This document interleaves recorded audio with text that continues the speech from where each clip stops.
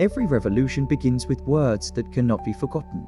And 2,000 years ago, a single voice on a mountainside reshaped the destiny of mankind. He walked away from the valley and ascended the mountainside, step by deliberate step, until he reached a quiet space above the noise. Then he sat down.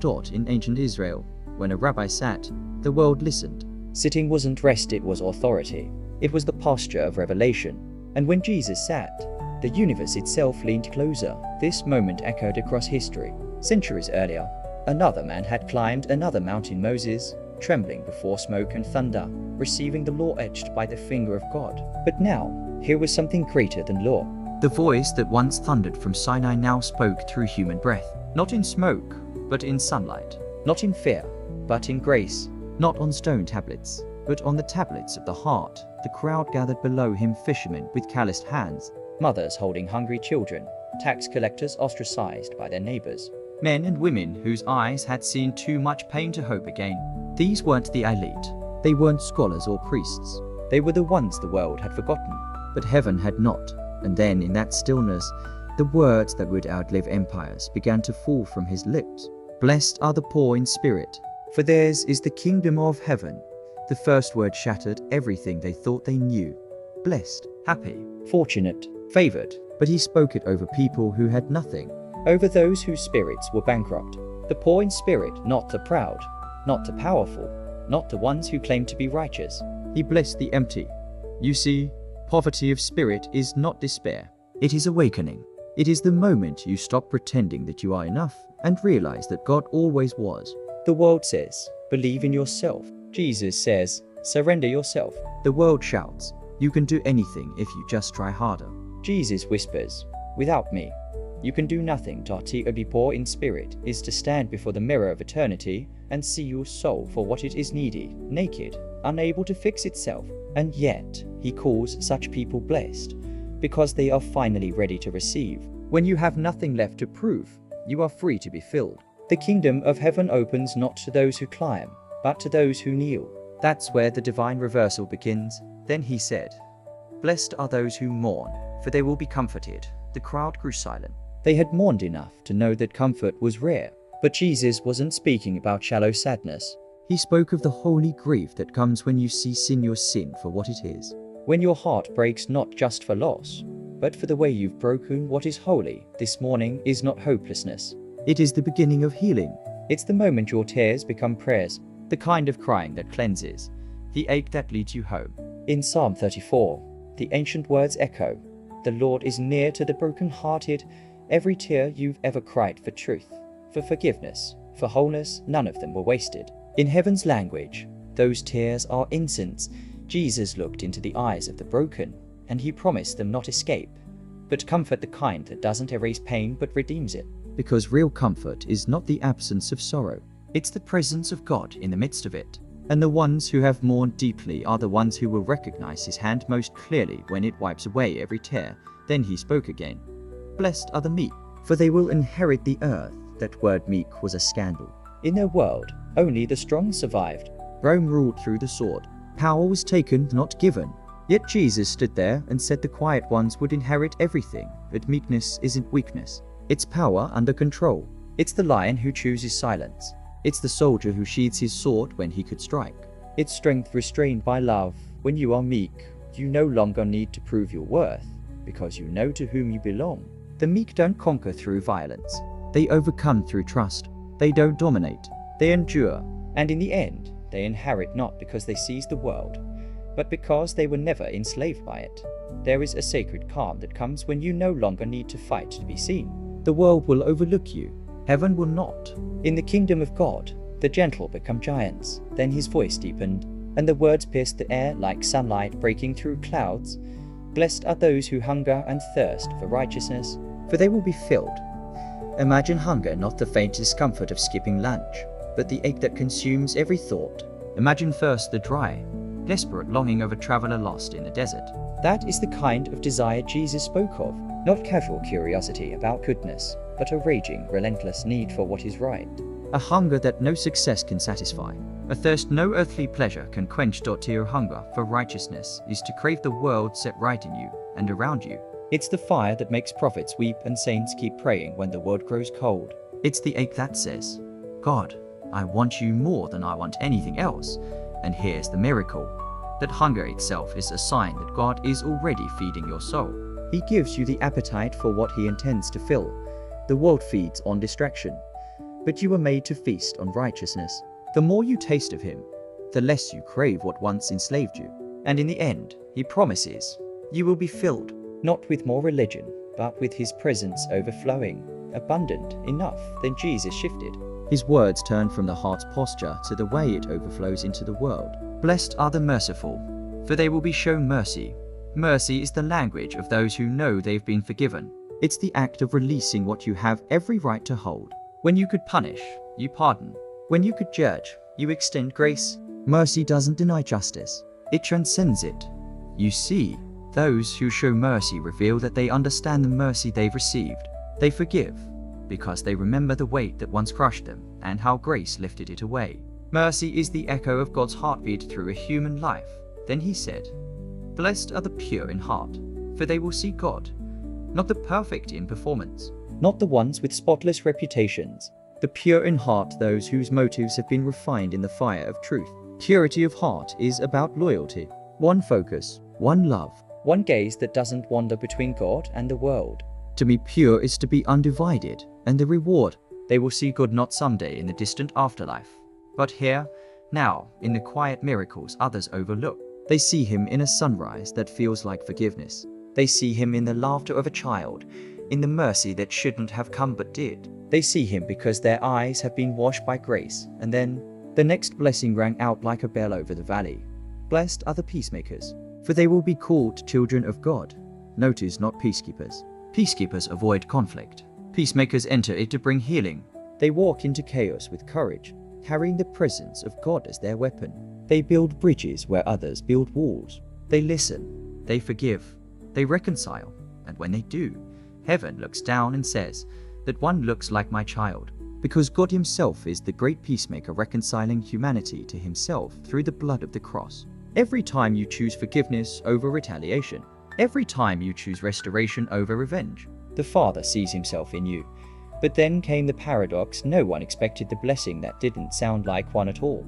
Blessed are those who are persecuted because of righteousness, for theirs is the kingdom of heaven. The crowd shifted uneasily. How could persecution be a blessing? Yet Jesus knew what they didn't, that truth will always provoke darkness. Light exposes what hides in shadow, and the shadow fights back. If you live for righteousness, you will disturb the comfortable. If you love like Christ, you will make enemies of hatred. But you are not alone. The prophets before you suffered for the same light. The kingdom of heaven belongs to those who would rather be right with God than popular with men. And when you are insulted, lied about, or hated because of him, he says rejoice, not because the pain is good, but because the reward is eternal. In that mountain breeze, Jesus was rewriting everything humanity believed about success, power, and blessing. He wasn't offering a motivational speech. He was unveiling a new world order, one where weakness is strength, loss is gain, surrender is victory. He was describing the heart of the kingdom, the kind of heart that mirrors his own. And though the crowd didn't yet understand, heaven did, because that day on the mountainside, eternity leaned in. The same voice that spoke galaxies into being was now teaching ordinary souls how to become extraordinary, not through striving, but through surrender. And you, listening now, maybe from a phone screen or through late night headphones, are still being invited up that mountain. The words have not faded. The call has not changed. The blessings still fall on those who dare to live upside down in a world obsessed with climbing up. As pause here. Let the words echo. Blessed are the poor in spirit, the mourners, the meek, the merciful. These are not instructions for earning heaven. They are descriptions of those who have already begun to taste it. Because the kingdom of God doesn't start when you die. It starts when you surrender. Section 2. The mountain wind hadn't quieted yet. The people were still hanging on every word, eyes wide, hearts burning, spirits stirred in ways they could not explain. Jesus' voice, calm yet commanding, began to shift from who his followers are in sight to what they are in the world. He looked at them, the fishermen, the widows, the weary souls, and said something that must have sounded almost impossible. You are the salt of the earth, not you might be, not try to be. You are. It's hard to imagine what that meant to them. Salt was precious, not a seasoning on a table, but the very thing that preserved life. In a world without refrigeration, salt kept food from decaying. It slowed down corruption.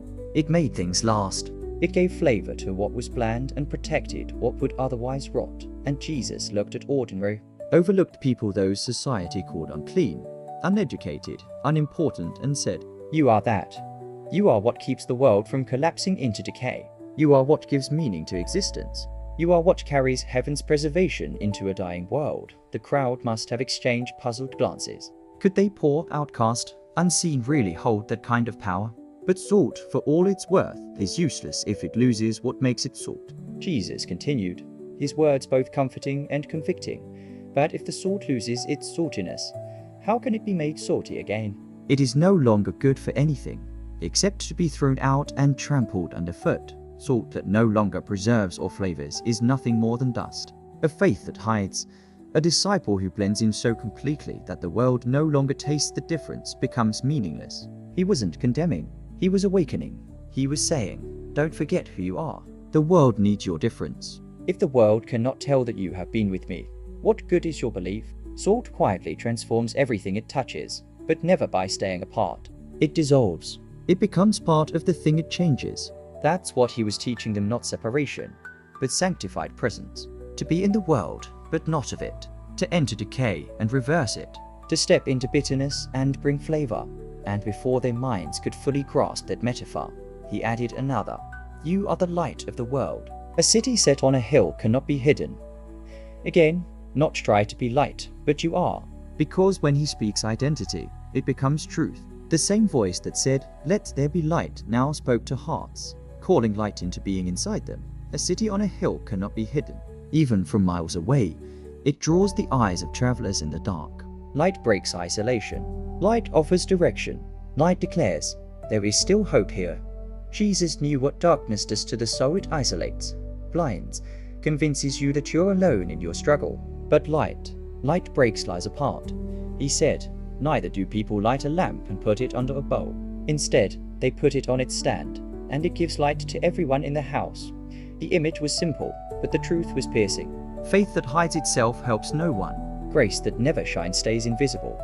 How often do we hide our light, afraid to offend, afraid to stand out, afraid of being misunderstood? Yet Jesus said, you don't light a lamp to cover it. You light it to illuminate everything around it. Then came his call to purpose. Let your light shine before others, that they may see your good deeds and glorify your Father in heaven. Notice, not so people will admire you, not so they'll praise your name, but so they'll glorify his. Light is never for itself. It shines so that others can see every act of love, every mercy offered, every truth spoken in gentleness. All of it becomes a beam of light that points upward. He was teaching them that the world doesn't need louder preachers. It needs brighter lights. Then, as the murmur settled and the sun climbed higher over the mountain ridge, his tone shifted again. He knew the whispers moving through the crowd, questions that had already begun to rise in the minds of the religious leaders watching from afar. Is he overthrowing Moses? Is he rewriting the law? Their eyes narrowed. He could feel the tension. The Pharisees, experts in the sacred texts, had built entire lives around laws and rituals. Their righteousness was their currency. Their authority came from their performance. And then came Jesus teaching with authority, yet without credentials. Speaking of blessing for the broken, favor for the unworthy, comfort for the mourning. So he said, do not think that I have come to abolish the law or the prophets. I have not come to abolish them, but to fulfill them. A pause rippled through the crowd. To fulfill, not destroy. To complete what was incomplete. You see, the law given through Moses was like a shadow cast by something greater. It was never the light itself, only a reflection of what was to come. Every sacrifice, every commandment, every ritual pointed forward to a person, to the day when the Word would become flesh and live among us. What thundered from Sinai as command would now whisper through Christ as invitation. The same holiness, now wrapped in mercy. The same justice, now flowing through grace. Jesus wasn't lowering the standard. He was revealing its true depth. The law wasn't just about external obedience, it was always about the heart. Moses received stone tablets. Jesus offered living transformation. Then he said something even bolder. Until heaven and earth pass away.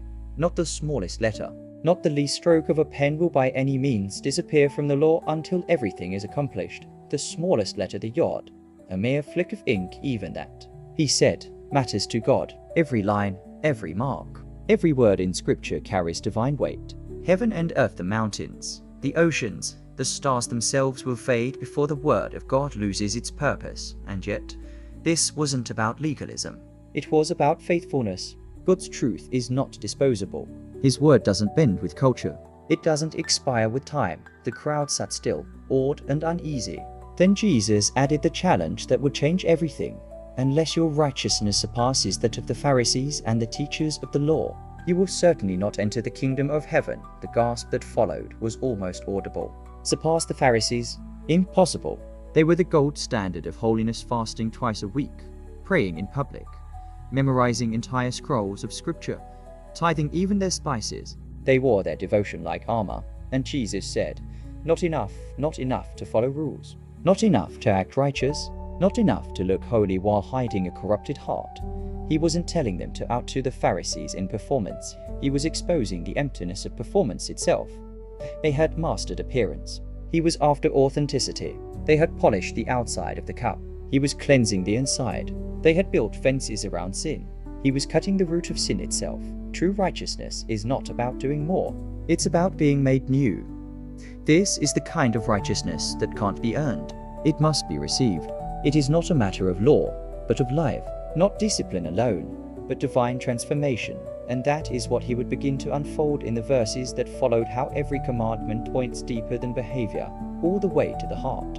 He was preparing his listeners for a journey inward, where anger becomes the seed of murder, where lust becomes the seed of adultery, where hidden thoughts reveal the truth of who we are. But before diving there, pause with this truth. The kingdom Jesus announced wasn't about climbing up to God through perfection. It was about God descending to us through love. He didn't come to erase the law, but to embody it. He didn't come to relax holiness, but to fulfill it perfectly.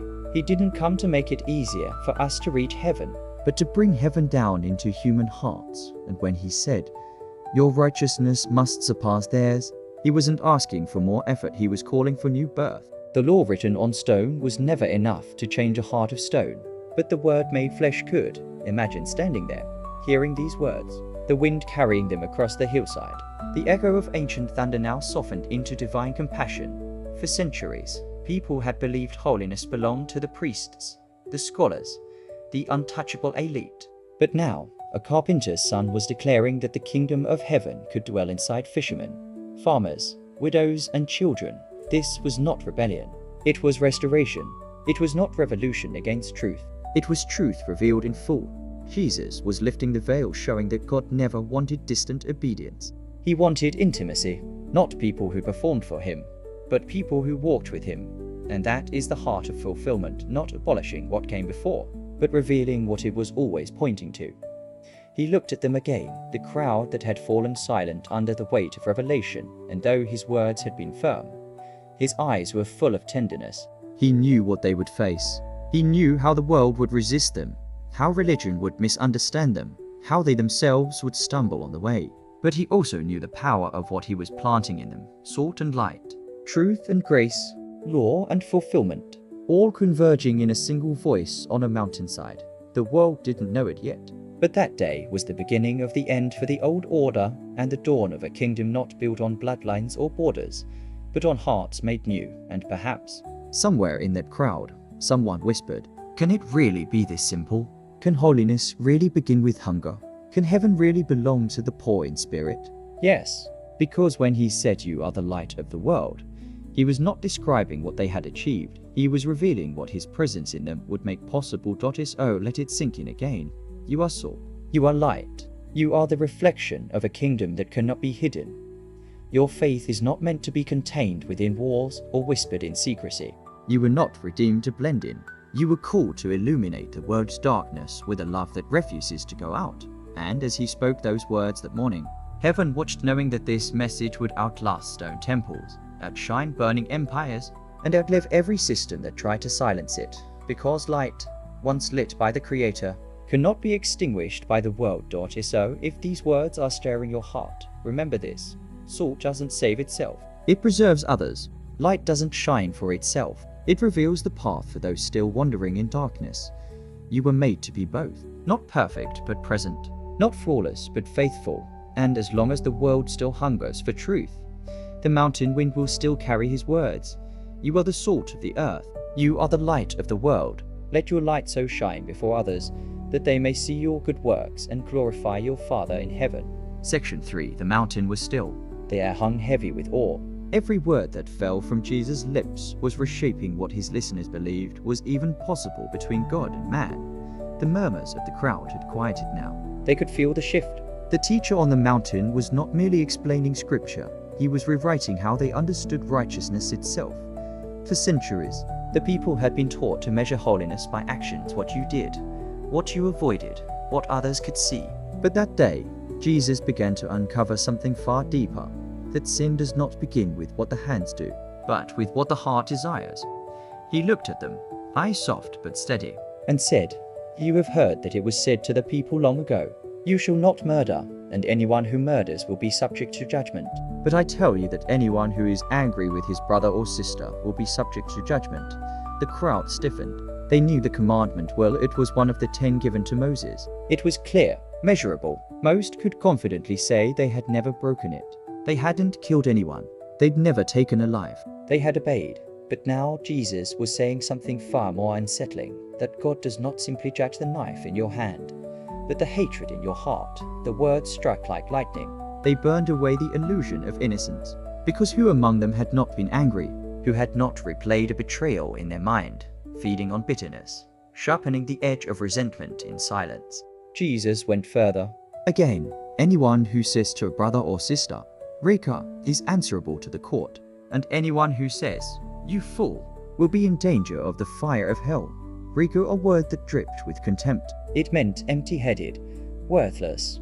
A verbal dagger meant to cut away another person's dignity. "You fool" went deeper still, declaring a person morally hopeless, godless, unredeemable.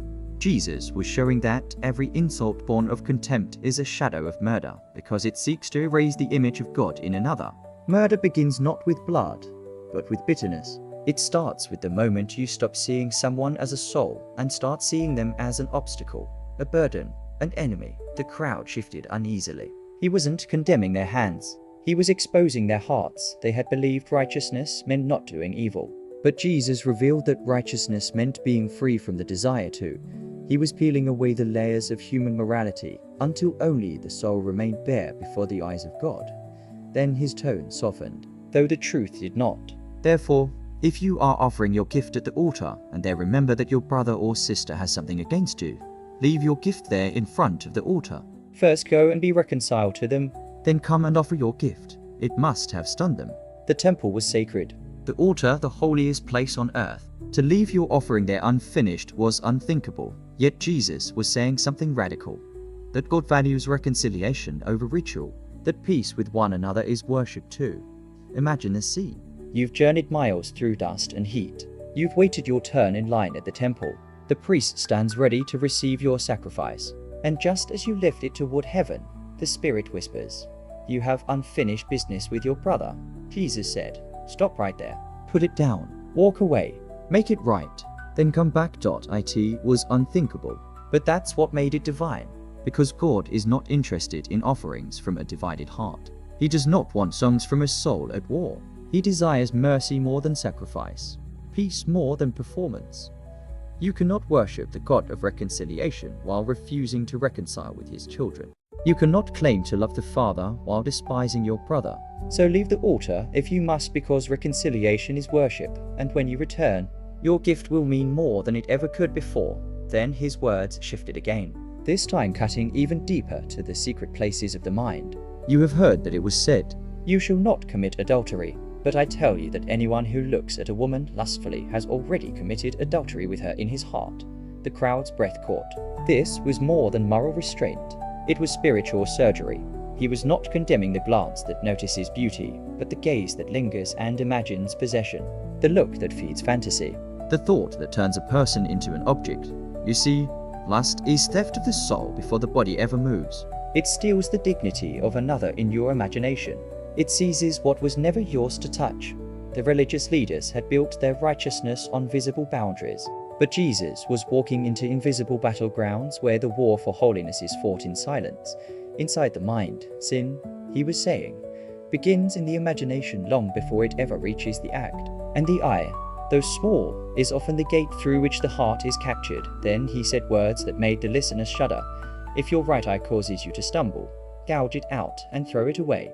For it is better for you to lose one part of your body than for your whole body to be thrown into hell. And if your right hand causes you to stumble, cut it off and throw it away. It is better for you to lose one part of your body than for your whole body to go into hell. It wasn't cruelty, it was clarity. He wasn't calling for mutilation. He was calling for purity at any cost. If something in your life feeds your sin, remove it. If your environment tempts you, change it. If your pattern enslaves you, break it. Sin always whispers, you can control this. But Jesus says, no, you must crucify it. Because sin never stays small. It grows in the shadows. It spreads in silence. And sooner or later, it consumes everything sacred if left unchallenged.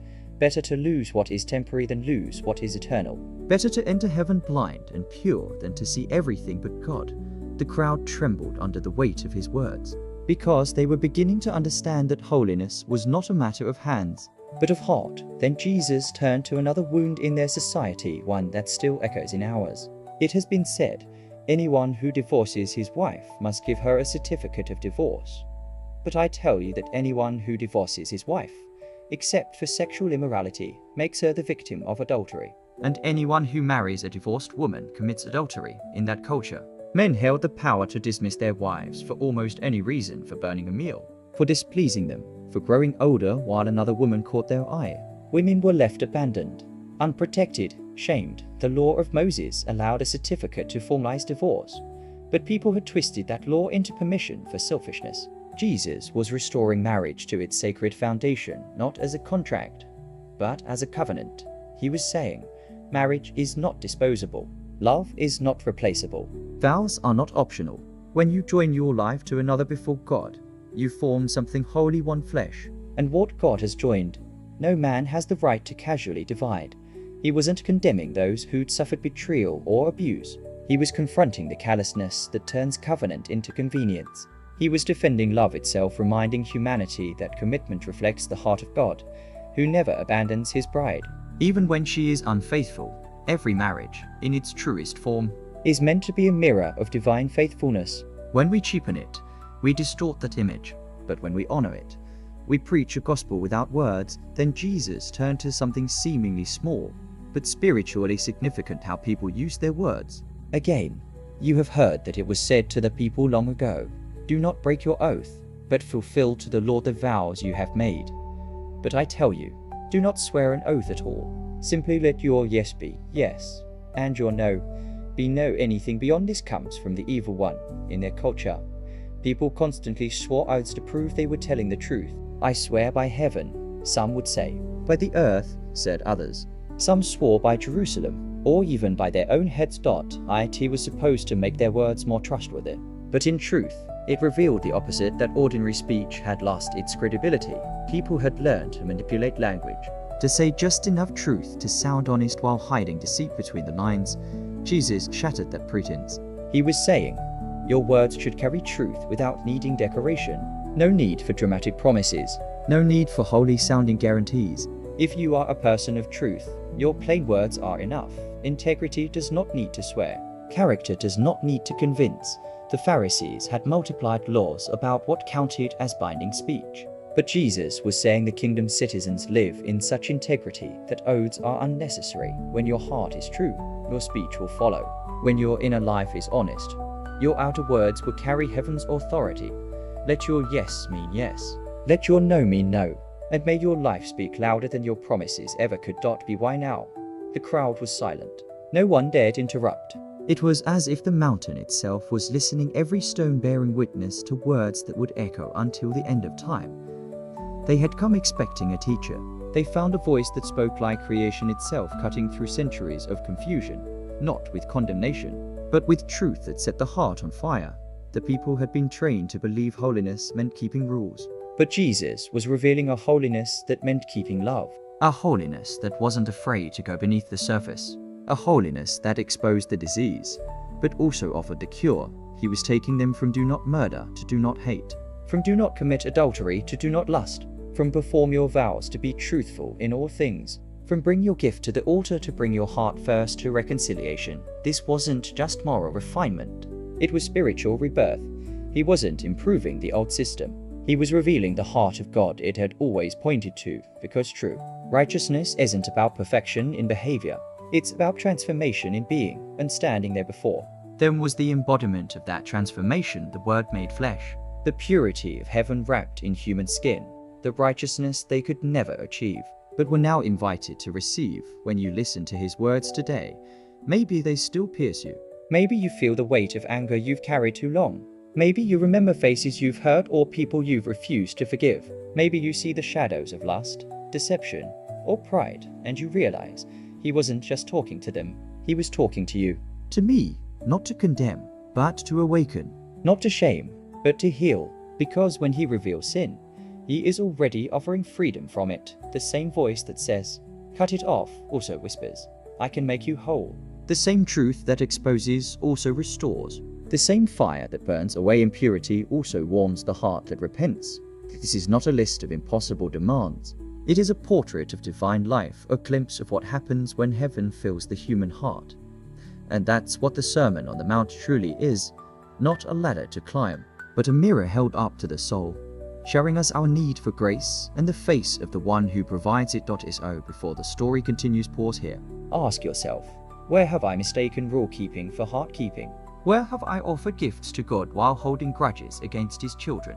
Where have I hidden lust, anger, or deceit beneath the surface, pretending it doesn't count? He already knows, and yet he still calls you blessed, because what he reveals, he intends to redeem. What he uncovers, he intends to heal. The mountain wasn't a lecture, it was an invitation, not to perfection by effort, but to transformation by surrender. And as his words settled over the hills that day, the people began to realize this wasn't just another sermon. This was the sound of heaven reclaiming the human heart. Section 4. The mountain wind whispered through olive branches. The crowd sat in stunned silence. They had just heard the deepest things ever spoken, and yet Jesus wasn't finished. He was about to reach the summit of his message, where righteousness turns into revolution, and love becomes the weapon that ends every war. He looked out over the sea of faces, men who had been wronged, women who had been silenced, souls weary from living under the thumb of Rome, all of them waiting for the kind of justice that never seemed to come. They longed for vengeance, for balance, for the day when the oppressors would finally pay, and into that longing, he spoke words that felt almost unbearable to hear. You have heard that it was said, "An eye for an eye and a tooth for a tooth." But I tell you, do not resist an evil person. The murmurs began immediately. They all knew that law lex talionis, the law of equal retaliation. It was ancient, even older than Moses. To them, it represented fairness. If someone injured you, you could take from them exactly what they took, no more, no less. It was meant to restrain revenge, to keep wrath measured. But humanity had never been content with equal payback. When struck, we want to strike harder. When insulted, we want to humiliate. When wronged, we want to see our enemy broken. Jesus was about to shatter that entire cycle. If anyone slaps you on the right cheek, turn to them the other also. The gasp rippled across the hillside. To be struck on the right cheek meant being hit with the back of someone's hand, not a punch, but an insult, a deliberate humiliation. It wasn't about pain. It was about dignity. It said, "You are less than me. You are beneath me." And Jesus, instead of telling them to fight back, told them to stand tall, unflinching, and turn the other cheek, not out of weakness, but strength, not out of cowardice, but courage, because when you refuse to retaliate, you expose the emptiness of your oppressor's power. When you answer insult with peace, you take control of the encounter. You show that your worth does not depend on someone else's approval or shame. You reveal that the kingdom within you cannot be conquered from without. Turning the other cheek isn't surrender, it's transcendence. It's the quiet defiance of a soul that refuses to be mastered by hate. And if anyone wants to sue you and take your shirt, hand over your coat as well. This wasn't metaphor. In their courts, the poor could be sued even for the clothes on their back. The inner garment, the tunic, could be taken, but the outer cloak was sacred. protected by law, because it kept a person warm at night. To surrender that, too, would be unthinkable. Yet Jesus said, "Give them that. Also, let them take everything if they must." In doing so, you reveal their greed and your freedom. You show that your identity is not stitched into fabric, but written in heaven, because what can you take from someone who has already surrendered everything to God? What can you steal from the soul that knows it owns nothing and therefore fears nothing? Then he said, "If anyone forces you to go 1 mile, go with them too." A murmur of anger rolled through the crowd. They knew exactly what he meant. Under Roman law, a soldier could compel any civilian to carry his gear for 1 mile. It was a daily humiliation, a symbol of Roman dominance. To refuse was rebellion. To obey was disgrace. But Jesus, he flipped the entire system in a single sentence. He said, "Don't stop at 1 mile. Go 2. In other words, take what was forced upon you and transform it into a choice. Turn oppression into opportunity.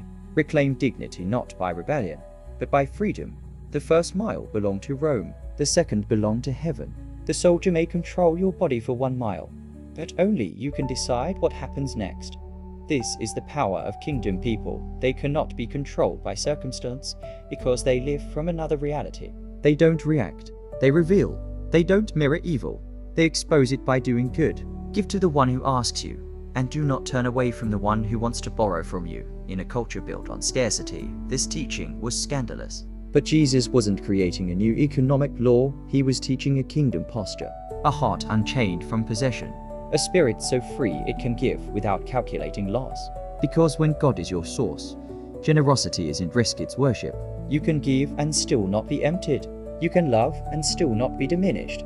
And then came the words that turned the world upside down. You have heard that it was said, "Love your neighbor and hate your enemy." But I tell you, love your enemies and pray for those who persecute you. Time seemed to stop. No teacher had ever said such a thing. Love your enemy, pray for your persecutor. It sounded impossible. It still does. This command is not natural, it is divine. It requires the heart of God beating inside the chest of man. To love an enemy is to mirror heaven on earth. It is to reflect the sun that shines on both the wicked and the good. It is to embody the rain that falls on every field, even those that will never thank the clouds, because God, Jesus said, does not withhold his kindness from those who despise him. He feeds the unjust. He gives breath to the blasphemer. He paints sunsets for people who never once look up. And every time you love someone who doesn't deserve it, you become a living echo of that grace. You reveal the family resemblance. You show the world whose child you are, that you may be children of your Father in heaven. He was describing more than obedience, he was describing identity. Loving your enemy doesn't make you a child of God. It proves that you already are one. Because divine love runs through your veins now. Because mercy is your inheritance. Because forgiveness is your DNA. This kind of love isn't weak. It's the fiercest thing in the universe. It's the love that walked up Calvary. The love that prayed for executioners. The love that turned a cross into a throne. It's the love that wins by surrendering, conquers by forgiving, and reigns by serving. And when Jesus said, "Love your enemies," he wasn't commanding emotion, he was commanding reflection. He was calling us to be what he is, to love like the Father loves, freely, fearlessly, fully. The crowd sat motionless, the words cutting deeper than any sword ever could, because everyone there had an enemy. A Roman soldier, a betrayer, a family member who had turned against them, a face they couldn't forgive. And suddenly, the mountain was no longer just a place of teaching. It was a mirror. Each heart saw itself reflected in the light of divine love and realized how far they had to go. Jesus didn't stop. He pressed deeper, drawing the line between human love and heavenly love. If you love those who love you, what reward will you get? Are not even the tax collectors doing that? And if you greet only your own people, what are you doing more than others? Do not even pagans do that? It was truth with no escape. Even the most broken people love their friends. Even the corrupt are kind to those who benefit them. There's nothing holy in reciprocal love, but to love the one who curses you, to bless the one who betrays you, to serve the one who mocks you. That is not human.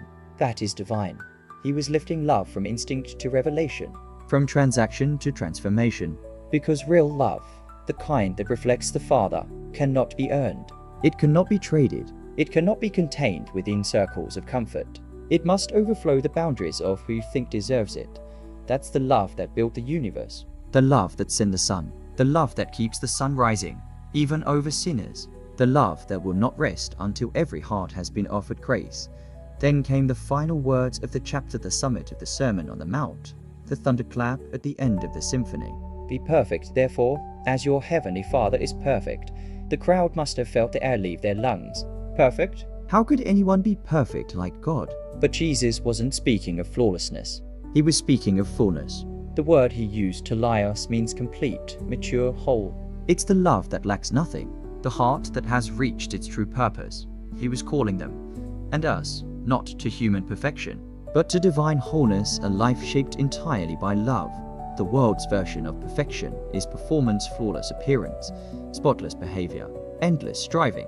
But God's perfection is restoration, a heart fully healed, a soul fully alive, a person who loves so completely that nothing is missing. Be perfect.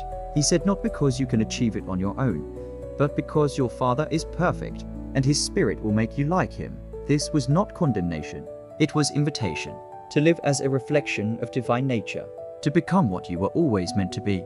The Beatitudes began with emptiness. Blessed are the poor in spirit. And now, the chapter ends with fullness. Be perfect as your Father is perfect. From poverty to perfection, from brokenness to completeness, from need to divine nature. The journey of the mountain is the journey of the soul. The crowd sat in holy silence. No applause, no movement, just the wind, the heartbeat of heaven, and the echo of a truth that would outlive every empire. They had come to hear a teacher. They had encountered the truth himself. They had expected commandments. They had received transformation. They had wanted to know how to be holy. They had discovered who holiness is. And somewhere in that crowd, perhaps a fisherman whispered to his friend, "This is impossible." And maybe Jesus, hearing that whisper, smiled softly, because that was the point. The life he described wasn't something humanity could achieve through discipline or ritual. It was something only His Spirit could birth within. The Sermon on the Mount was not a new law to obey. It was a new life to receive. He was painting the portrait of himself, the only one who could live this perfectly, the only one who would embody this love completely, and the only one who would later give that righteousness away freely. This was the gospel before the cross, the invitation before the sacrifice, the seed of salvation sown into the soil of human hearts. And as the sun began to descend over Galilee, those hearts were still processing the impossible beauty of it all. Love your enemies. Bless those who curse you. Do good to those who hate you. Pray for those who persecute you. He was calling them not to survive this world, but to transform it. Not to resist evil by matching its energy, but to conquer it through mercy. Not to demand justice, but to become vessels of grace, because the kingdom of heaven doesn't come through vengeance. It comes through love.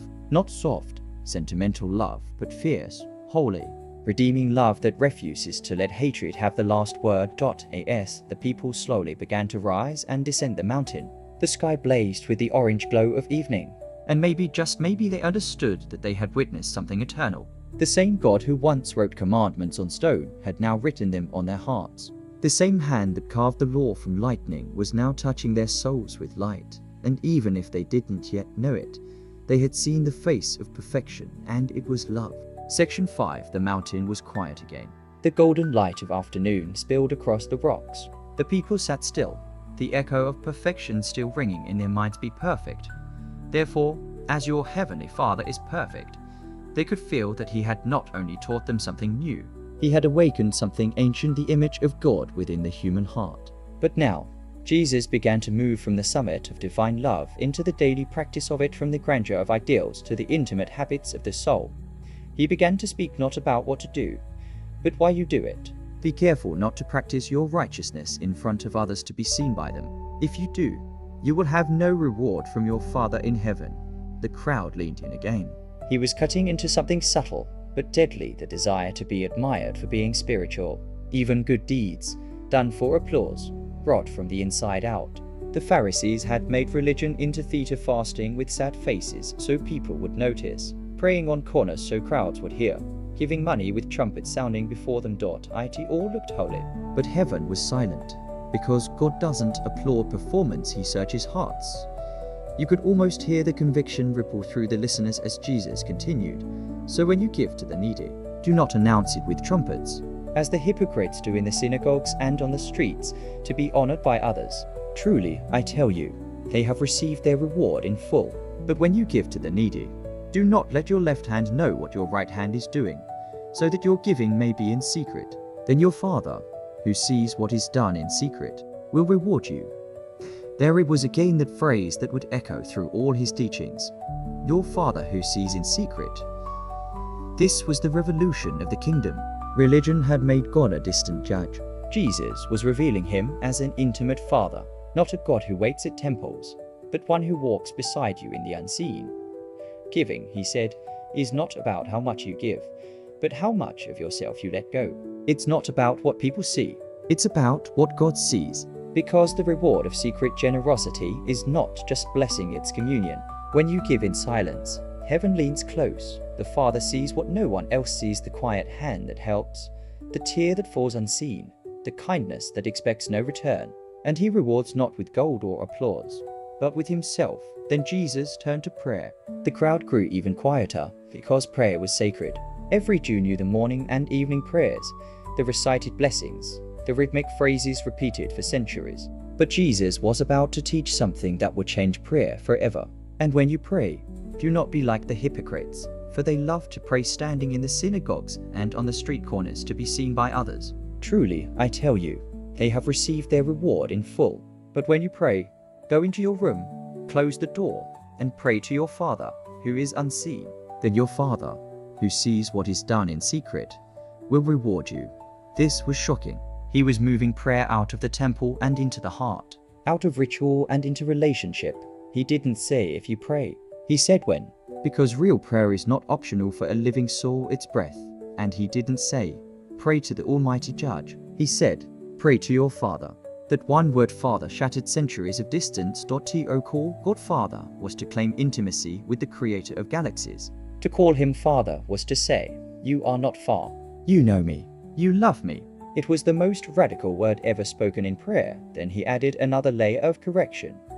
And when you pray, do not keep on babbling like pagans, for they think they will be heard because of their many words. Do not be like them, for your Father knows what you need before you ask him.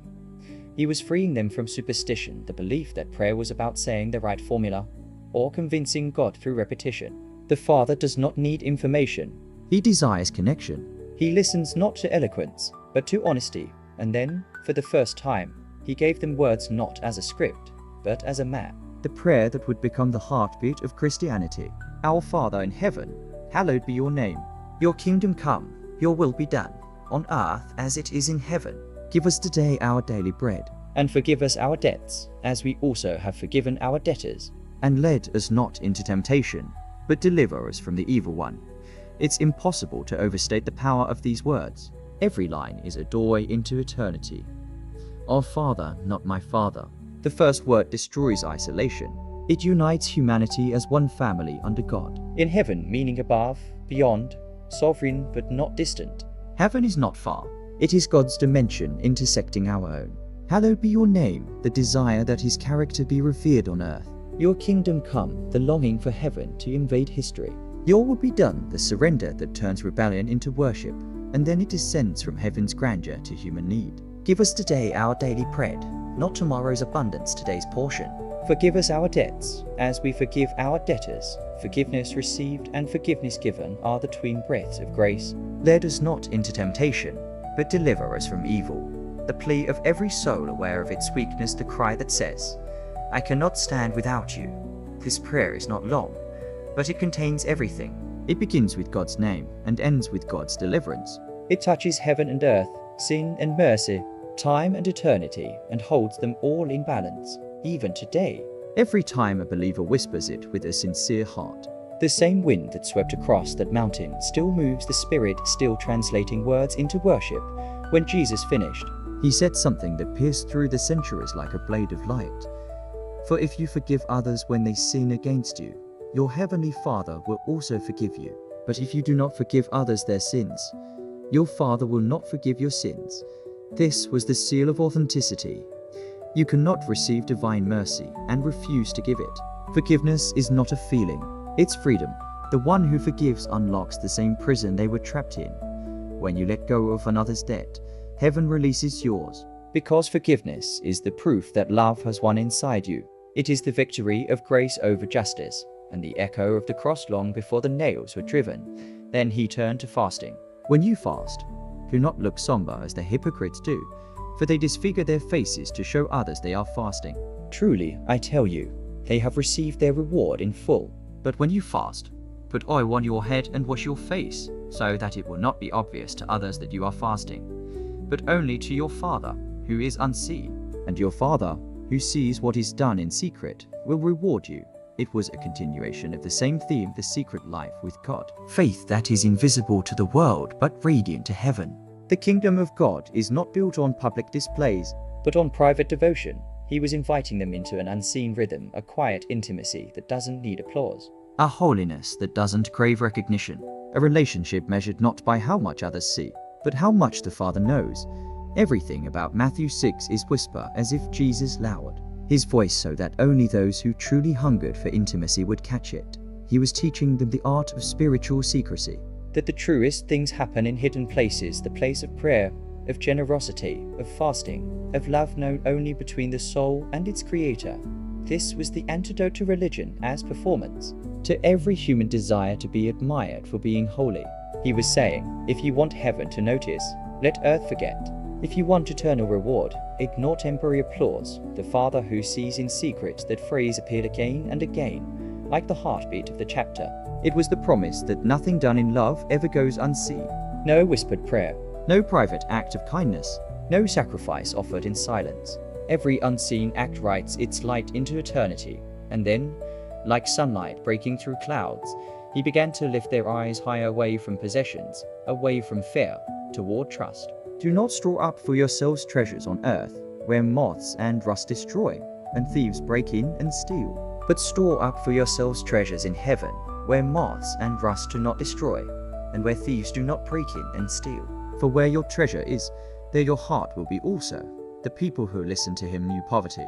They knew what it meant to lose things: food, dignity, even hope. But Jesus was teaching that even the wealthy could be poor if their hearts were chained to what could perish. The heart always follows its treasure.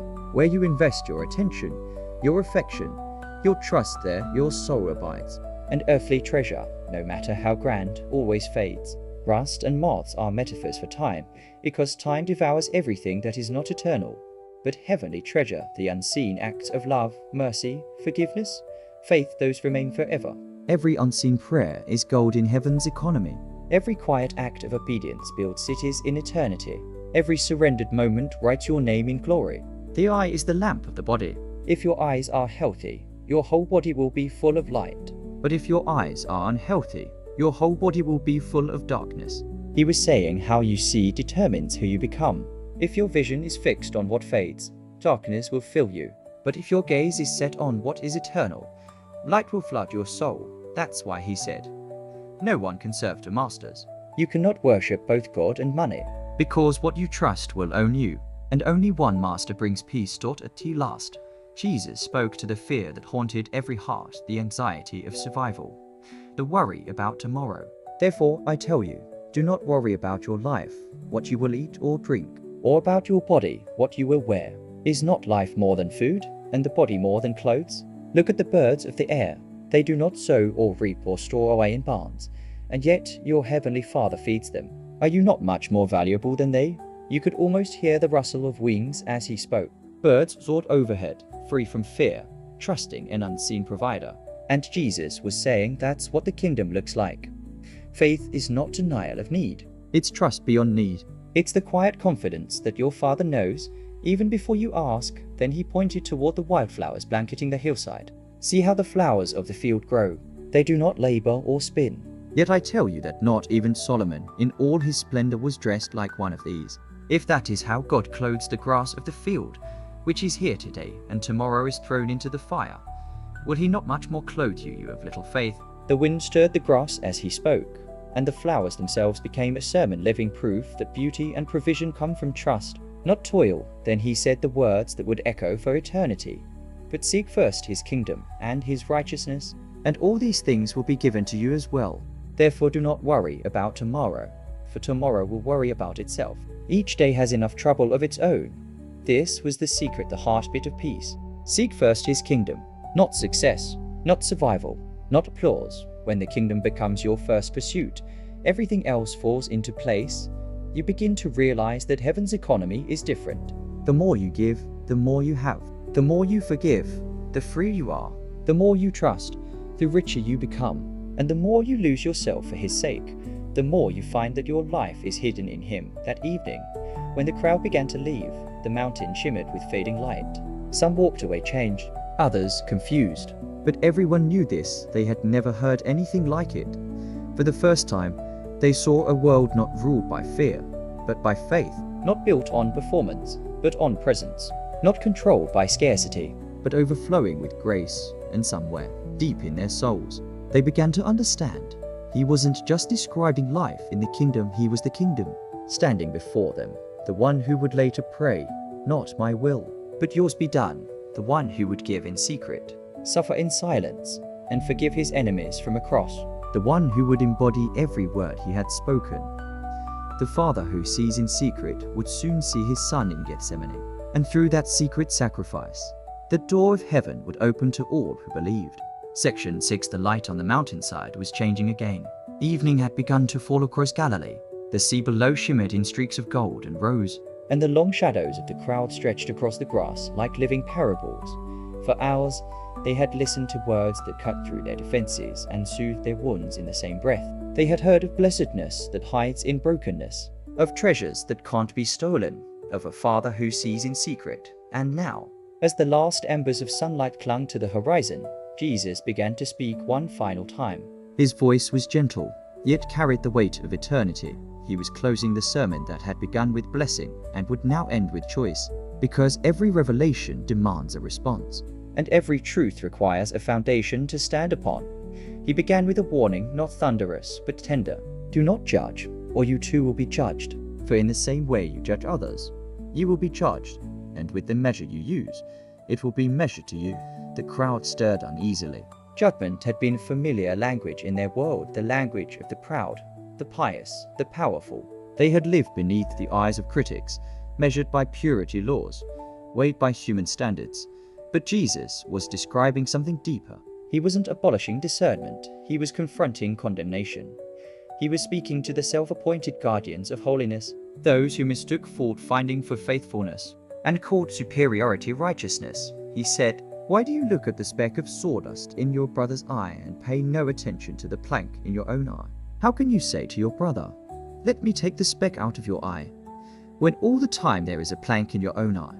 You hypocrite, first take the plank out of your own eye, and then you will see clearly to remove the speck from your brother's eye." A few nervous laughs rippled through the crowd, not because it was funny, but because it was true. The image was ridiculous and brilliant. A man blind to the beam in his own eye. While lecturing others about their dust, the mountain wind carried the point home. He was teaching that true discernment begins with humility, the kind that sees oneself clearly before daring to see another. Only the cleansed heart can correct with compassion. Only those who have been forgiven can safely offer truth. Then his tone shifted, quieter again, like a father teaching his children around a fire. Do not give dogs what is sacred. Do not throw your pearls to pigs.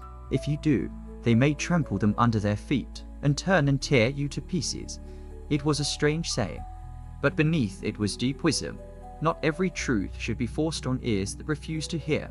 Not every heart is ready for the weight of holiness. Discernment means knowing when to speak and when to stay silent. Even Jesus, who came to save the world, did not chase those who rejected him. He simply kept walking, leaving truth like seeds in the soil of time, waiting for hearts that would someday be ready to receive them. Then he lifted their eyes again, as if to remind them that everything they needed could be found in their Father's love. Ask, and it will be given to you. Seek, and you will find. Knock, and the door will be opened to you. For everyone who asks receives, the one who seeks finds, and to the one who knocks, the door will be opened. The words felt like a promise wrapped in invitation. Each verb was progressive: asking, seeking, knocking, not a single act, but a posture of persistence. Faith, he was saying, is not passive. It moves, it hungers, it pursues. The kingdom is not for the indifferent, but for those who keep knocking until the silence answers. And then he added something that made the promise personal. Which of you, if your son asks for bread, will give him a stone? Or if he asks for a fish, will give him a snake? If you then, though you are evil, know how to give good gifts to your children, how much more will your Father in heaven give good gifts to those who ask him? There it was again, that word that had changed everything. Father, the God of the universe, the maker of stars and oceans, is not stingy, not distant, not indifferent. He is generous beyond measure. He delights to give, not because we deserve, but because love cannot do otherwise. Prayer, he was teaching, is not about persuading God to care. It's about discovering how much he already does. Then came a line so simple that all of human ethics could hang upon it. So in everything, do to others what you would have them do to you. For this sums up the law and the prophets, the golden rule, not a new idea, but a divine fulfillment. Every culture had its version in the negative. Do not do to others what you don't want done to you. But Jesus turned it inside out. He made love active. He transformed restraint into compassion. He moved morality from defense to offense. Don't merely avoid harm, pursue kindness. Don't just prevent injustice, create mercy. Don't wait to be loved, start loving. It was the ethic of heaven condensed into one line. Do unto others what you wish heaven would do unto you. Because to live this way is to bring the kingdom down. Then his voice grew solemn again. For the mountain had one more truth, to hear one more dividing line between those who admired his words and those who would live them. Enter through the narrow gate. For wide is the gate and broad is the road that leads to destruction, and many enter through it. But small is the gate and narrow the road that leads to life, and only a few find it. The words hung heavy in the air.